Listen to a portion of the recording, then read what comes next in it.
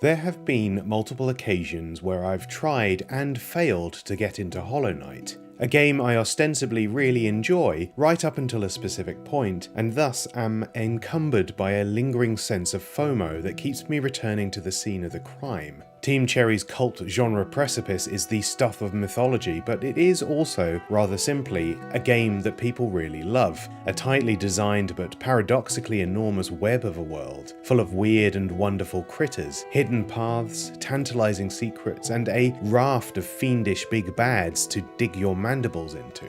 I see the appeal. It's gorgeously animated, artistically inventive, it commands a sense of charm and grace one could argue to be the best in show. I generally quite like the gameplay as well, that cautious loop of exploration, combat and discovery. The balance of fighting and platforming feels like the concluding remarks of a rich conversation with a decades-old genre, moulded and reforged into this new identity and cribbing many great ideas from other titles in the process. Somehow, through all this, Hollow Knight manages to make everything feel right at home. It's a good game, one whose induction into the Hall of Fame I cannot argue against, but what stopped me in my tracks almost every time I attempted to see the light was that I kept failing to beat Hornet.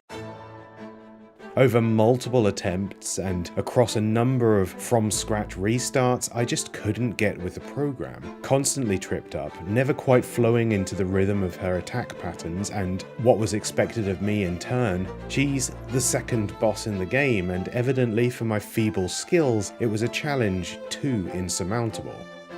In spite of this proclamation, this isn't a video about difficulty in games, and it's certainly not the thing I considered to be the worst aspect of a game type I otherwise enjoy, as advertised in this video's title. But inevitably, trial has come to define my experience not only with Hollow Knight, but with an entire genre at large.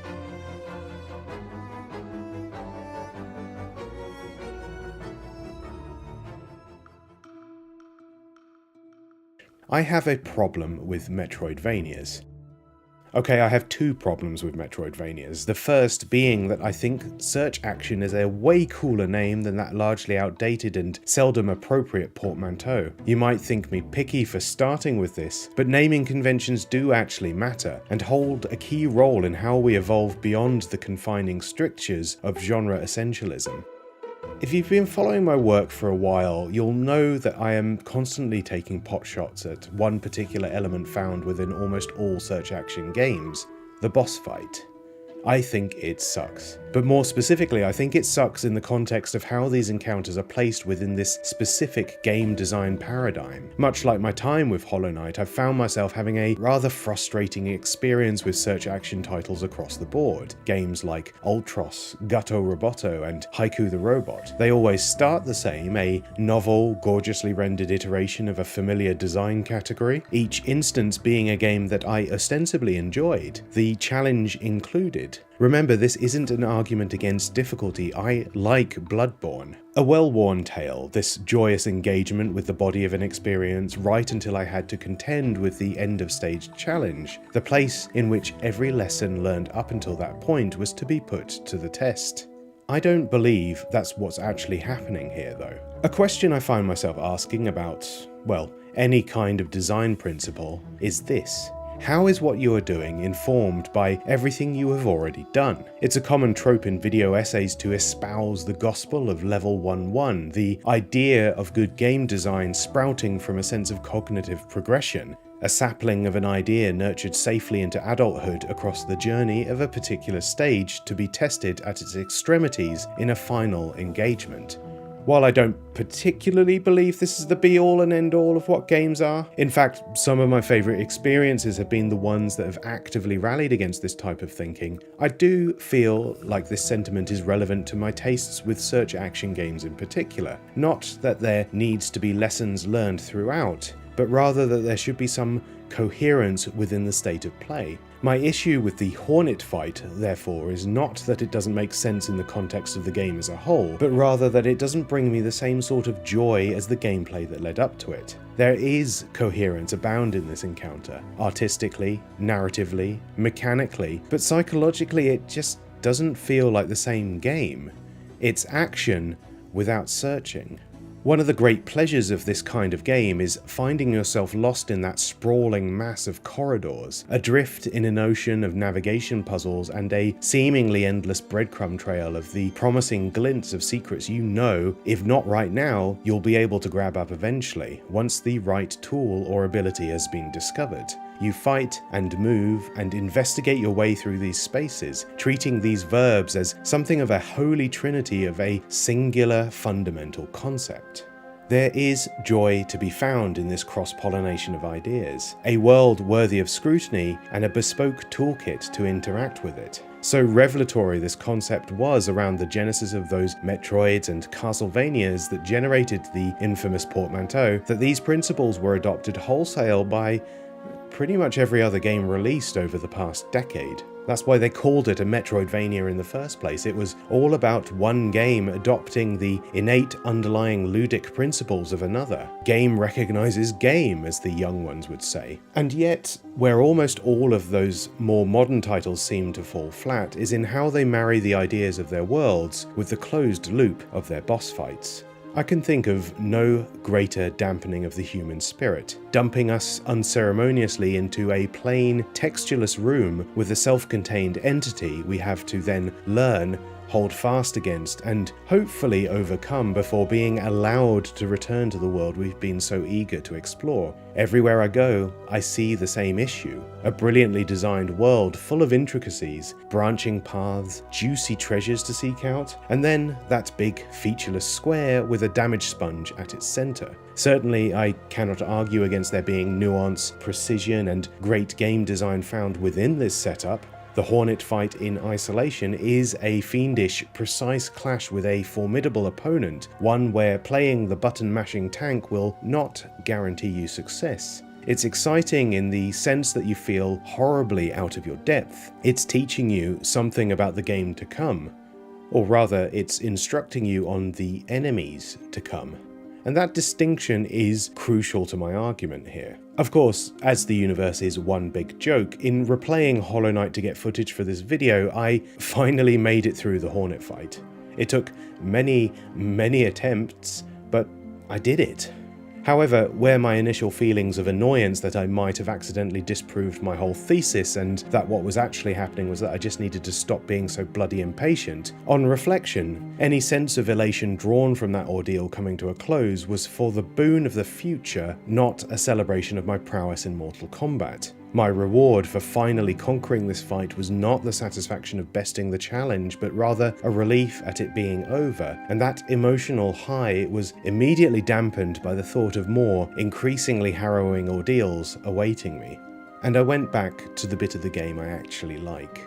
And sure enough, exploration, navigation, and fighting those smaller, arguably more devious little entomological demons resulted in me getting my ass handed to me over and over again, as I had been experiencing with the Hornet's sting. But unlike the frustrations born from a single static scrimmage, I found myself motivated ever more to keep diving deeper, meeting each failure with another heartfelt resolve, and in turn being rewarded often with different circumstances, or alternative opportunities arising because I caught a glimpse of something I hadn't noticed the first run through. And sure enough, as I've explored further, I found myself embroiled in a number of other boss encounters, diverse enough in themselves, but almost always cordoned off in that same restrained, geographically sterile environment. The layout of Hollow Knight's world is such that once you make it past that initial roadblock of the Hornet fight, you have an astonishing amount of freedom to pick and choose your flavor of torture. And many of these fights were things I figured I'd return to once I'd explored a little bit more. Thankfully, the game has blessed me with plenty of other challenges to keep me busy and away from this aspect of the game I'm less keen on, but it does irk me that I almost missed out on this because of the game's need to make me prove my worth so early on. These things are never purely academic. The proof is in the pudding. There are good and bad instances of this sort of design, and I will recognise Hollow Knight's fights, what little I've actively experienced of them, fit into the former. They are peculiar, tight, reactive skirmishes that require a great deal of trial and error, and routinely call upon the very skills you've been using to navigate the environment, but they don't really involve that environment. and as such, in the moment to moment, they feel like I'm playing an entirely different game and not the one I signed up for.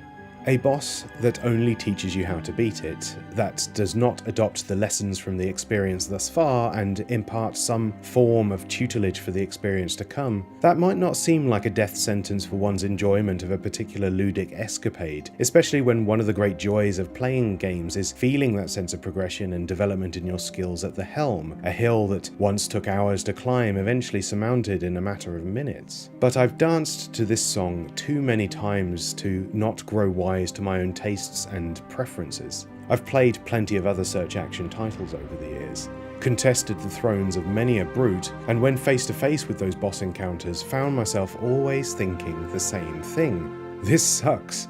I wish they would just let me keep playing the bit of the game that I actually enjoy. Some of those games I begrudgingly pushed through to reach the end because everything else was good enough to temper my frustration, but so many more have been resigned to the cemetery of broken dreams. Pattern recognition is not fun to me. It feels like homework, like you're practicing your scales and chords rather than just tinkering on the keyboard at your own delight. Not getting to enjoy the part of the game you actually like because you can't overcome one mandatory obstacle sucks. It just does, and once again I must make clear this is not about the intrinsic difficulty of a game, it's about a particular form of challenge not matching up with the enveloping philosophy of the space in which it resides.